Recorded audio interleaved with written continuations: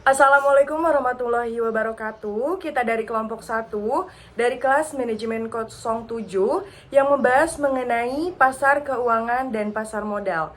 Sebelumnya perkenalkan, saya Anastasia Nasution. Saya Irma Mawarni. Saya Rifki Japar Sidik. Saya Tubagus Sajastia. Langsung saja kita akan membahas materinya. Baik teman-teman, jadi di sini yang pertama saya akan membahas mengenai apa yang dimaksud dengan pasar keuangan.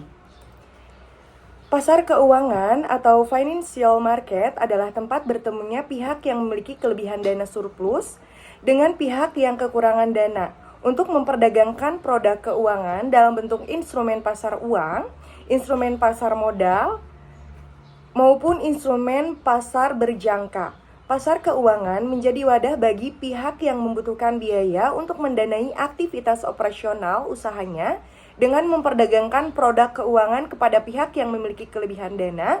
Produk keuangan yang telah dibeli tersebut dapat menghasilkan keuntungan bagi yang membelinya berupa bunga, selisih kurs, selisih dari harga jual dan harga beli. Selanjutnya di sini ada instrumen pasar keuangan.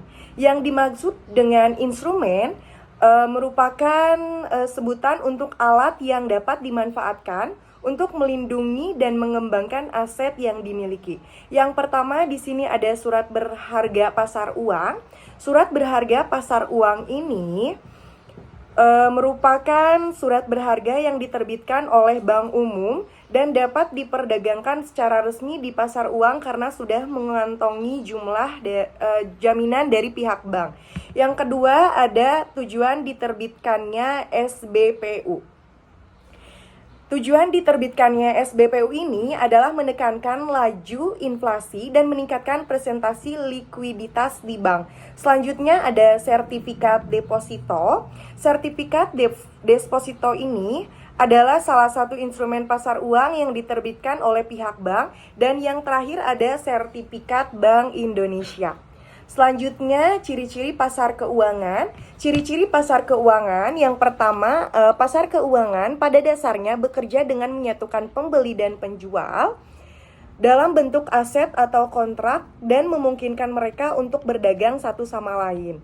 Yang kedua, pasar uang dibuat dengan membeli dan menjual berbagai jenis instrumen keuangan termasuk ekuitas, obligasi, mata uang, dan derivatif. Yang ketiga, pasar keuangan sangat bergantung pada transparansi informasi untuk memastikan bahwa pasar menetapkan harga efisien dan sesuai. Dan yang terakhir yaitu mengenai mekanisme pasar uang ditekankan untuk mempertemukan pihak yang mempunyai kelebihan dana. Dan yang selanjutnya yaitu mengenai jenis-jenis pasar keuangan.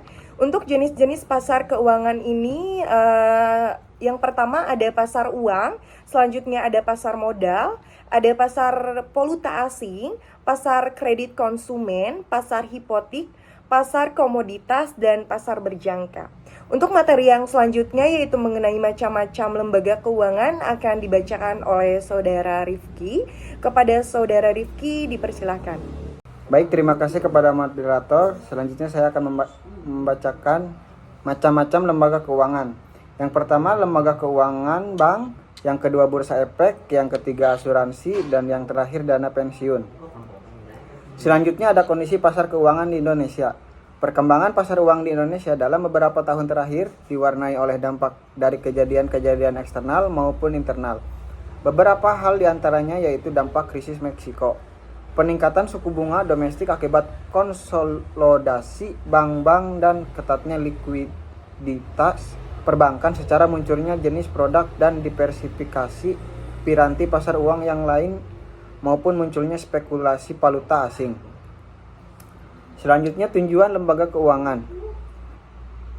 Tujuan pasar keuangan terbagi menjadi dua kategori yang didasarkan atas pihak-pihak berkepentingan, yaitu pihak yang membutuhkan dana dan pihak yang menanamkan dana. Tujuan pihak yang membutuhkan dana yaitu untuk memenuhi kebutuhan likuiditas, untuk memenuhi kebutuhan modal kerja perusahaan, dan untuk memenuhi kebutuhan jangka pendek perusahaan. Selanjutnya pihak yang menanamkan dana yaitu untuk memperoleh penghasilan dari tingkat suku bunga tertentu membantu pihak-pihak yang sedang mengalami kesulitan dalam hal keuangan, dan yang terakhir melakukan spekulasi. Selanjutnya, manfaat pasar keuangan. Manfaat pasar keuangan adalah mempertemukan para peminjam dana dan dengan pihak yang meminjam atau membutuhkan dana. Apabila perusahaan mengalami kelebihan dana yang tidak digunakan dalam jangka pendek, maka mereka meminjamkan dana tersebut melalui pinjaman jangka pendek yang disebut pasar uang.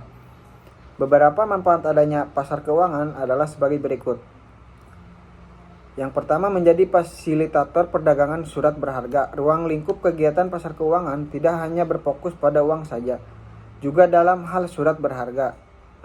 Individu atau perusahaan akan mudah untuk memperjualbelikan surat berharga seperti saham dan lainnya. Yang kedua, menjadi sumber dana, khususnya perusahaan yang membutuhkan dana. Dalam pasar keuangan, pihak yang membutuhkan dana akan dipertemukan dengan pihak pemilik dana. Yang ketiga, menjaga stabilitas sistem keuangan lewat transaksi jual beli atau keuangan yang dilakukan di dalamnya. Dan yang terakhir, menjadi fasilitator untuk investasi, yakni dengan menyediakan pinjaman dalam jangka pendek, baik di dalam ataupun luar negeri kepada mereka yang membutuhkannya. Selanjutnya, suku bunga dan biaya modal. Penjelasan tentang suku bunga atau interest rate, yaitu suku bunga adalah imbalan atas jasa pinjaman uang yang diberikan kepada pihak yang meminjam. Bunga dari pinjaman tersebut dibayarkan secara tahunan dalam bentuk persentase. Tingkat bunga memiliki beberapa fungsi, yaitu yang pertama, menyeimbangkan antara jumlah uang yang beredar dengan permintaan akan uang dari satu negara. Yang kedua, salah satu instrumen penting menyangkut kebijakan pemerintah yang berpengaruh terhadap jumlah tabungan dan investasi. Dan yang terakhir, memberikan kredit berupa dana kepada nasabah atau pihak yang memerlukan terhadap suatu proyek investasi dan hasil yang tinggi. Baik, selanjutnya saya kembalikan kepada moderator. Baik, terima kasih kepada Rifki untuk materi selanjutnya, yaitu mengenai jenis-jenis biaya modal yang akan dibacakan oleh Saudari Mawar. Kepada Mawar, dipersilahkan. Baik, saya ucapkan terima kasih kepada moderator. Selanjutnya ada materi tentang jenis-jenis biaya modal. Dibagi menjadi 4, yaitu yang pertama, biaya modal hutang jangka pendek atau hutang lancar. Yang kedua, ada biaya modal hutang jangka panjang atau hutang tidak lancar. Yang ketiga, ada biaya modal saham biasa atau cost of common stock dan laba ditahan. Yang keempat, ada biaya modal saham preferred atau cost of preferred stock. Lalu ada pasar modal. Apa sih yang dimaksud dengan pasar modal? Pasar modal adalah pertemuan antara pihak yang memiliki kelebihan dana dengan pihak yang membutuhkan dana dengan cara memperjualbelikan sekuritas. Dan jenis-jenis pasar modal dibagi menjadi 2. Yang pertama ada pasar perdana. Pasar perdana inilah tempat di mana penjualan efek-efek atau surat berharga diperjualbelikan untuk pertama kalinya sebelum masuk ke bursa efek. Sedangkan untuk pasar sekunder merupakan tahap lanjutan dari pasar perdana. Aset berupa efek yang telah tercatat di bursa efek yang diperjualbelikan di sini. Selanjutnya ada pelaku pasar modal dan tugasnya. Pelaku pasar modal adalah beragam individu, lembaga atau entitas yang terlibat dalam berbagai aktivitas di pasar modal. Mereka memiliki peran dan fungsi yang berbeda-beda dalam menjalankan kegiatan ekonomi yang berkaitan dengan investasi, perdagangan, dan pengelolaan aset keuangan. Yang berikut merupakan beberapa pelaku pasar modal dan tugasnya.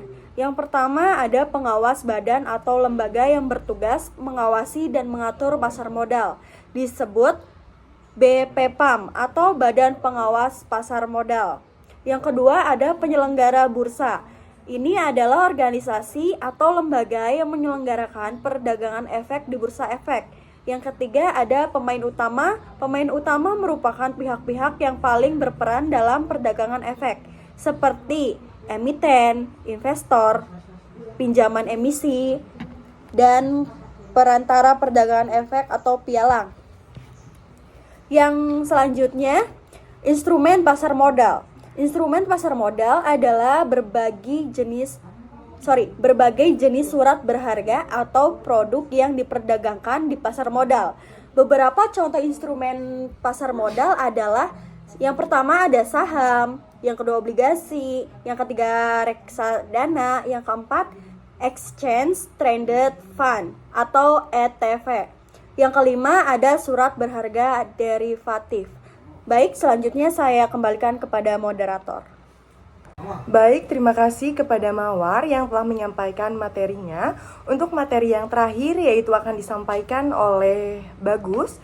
Kepada Bagus, dipersilahkan. Baik, terima kasih pada moderator. Yang selanjutnya yaitu fungsi pasar modal. Yang pertama, menyediakan pendanaan. Pasar modal memungkinkan perusahaan untuk mengumpulkan dana dari masyarakat dengan menerbitkan saham dan obligasi.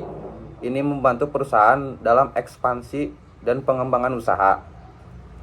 Yang kedua, menawarkan investasi. Investor dapat membeli surat berharga di pasar modal yang memberikan peluang untuk mendapatkan imbal hasil melalui dividen atau capital gain. Yang ketiga, menentukan harga. Melalui mekanisme permintaan dan penawaran, pasar modal membantu menentukan harga wajar dari suatu aset, mencerminkan nilai pasar. Yang keempat, likuiditas. Pasar modal menyediakan likuiditas bagi investor sehingga mereka dapat membeli atau menjual aset dengan relatif cepat. Yang kelima, transparansi dan informasi. Pasar modal diatur oleh otoritas yang memastikan transparansi dan keterbukaan informasi yang penting bagi pengambilan keputusan investasi.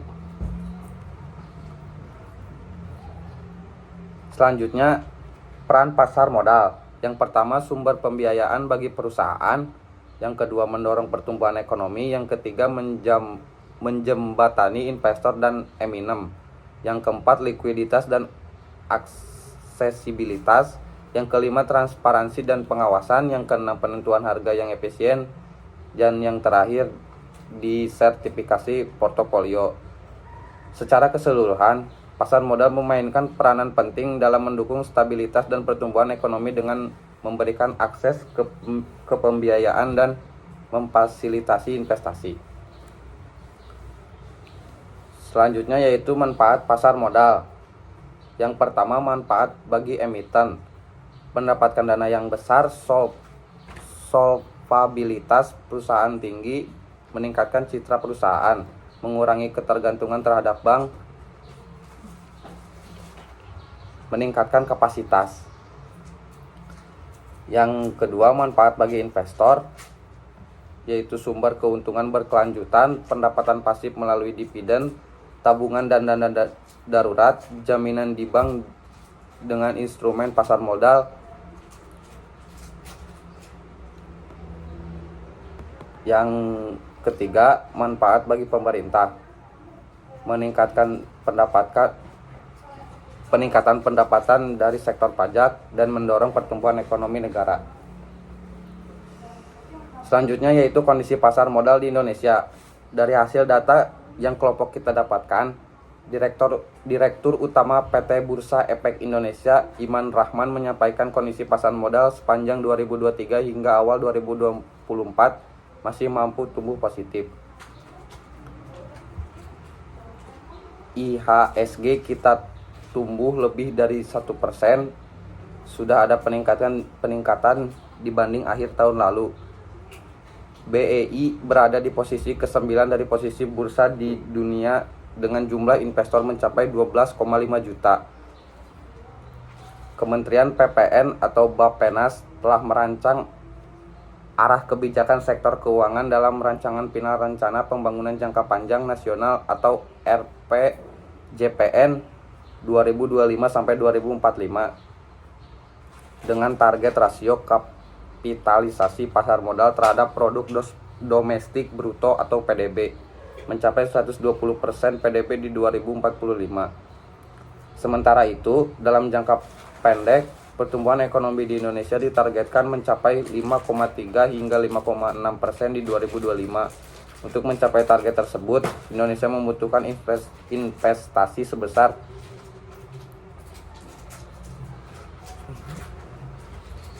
7.643,4 sampai 7.711,5 triliun di 2025. Penguatan pasar modal diharapkan mampu berkontribusi lebih besar dan membantu peningkatan ketangguhan ekonomi domestik, sehingga sasaran pertumbuhan ekonomi dapat tercapai. Selanjutnya yaitu ada persamaan dan perbedaan pasar keuangan dan pasar modal. Berikut ini ada beberapa persamaan antara pasar keuangan dan pasar modal. Yang pertama tujuan, yang kedua partisipan, yang tiga instrumen keuangan, yang keempat risiko dan imbal hasil, yang kelima regulasi, yang keenam pengaruh ekonomi, dan yang terakhir yaitu fungsi informasi. Selanjutnya perbedaan dari pasar keuangan dan pasar modal. Yang pertama definisi, yang kedua instrumen yang diperdagangkan, yang ketiga jangka waktu, yang keempat tujuan utama, yang kelima regulasi, dan yang terakhir partisipan. Saya kembalikan pada moderator. Baik, alhamdulillah. Materinya semua telah kita sampaikan mengenai apa itu pasar keuangan dan pasar modal. Untuk semuanya semoga dapat dimengerti. Kurang dan lebihnya saya mohon maaf. Terima kasih. Wassalamualaikum warahmatullahi wabarakatuh.